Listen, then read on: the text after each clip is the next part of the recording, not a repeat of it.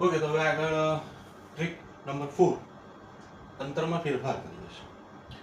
બળ અંતરના વર્ગના વ્યસ્ત પ્રમાણમાં હોય, બરાબર. એ આપણને કુલમનો નિયમનું સૂત્ર ખબર છે, K Q1 Q2 R². Force જે છે એ કોના વર્ગના વ્યસ્ત પ્રમાણ, તો કે અંતરના. જો અંતર આપણે 2 ગણું કરીએ તો બળ ચોથા ભાગનું થઈ જાય, અને જો અંતર અડધું કરીએ તો બળ 4 ગણું થઈ જાય. એક પ્રશ્ન આપણે બનાવેલો છે.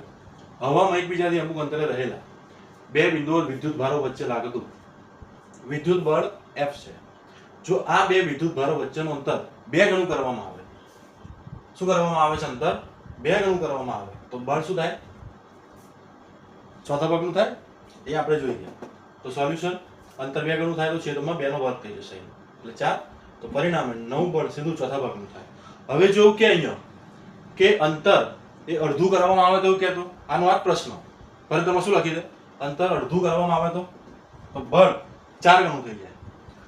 અંતર 2 ગણું ની અંદર આન્સર શું આવશે? F/4. અંતર અડધું કરવામાં આવે તો આન્સર 4F થઈ જાય, 4 ગણું થઈ જાય. Okay, thank you.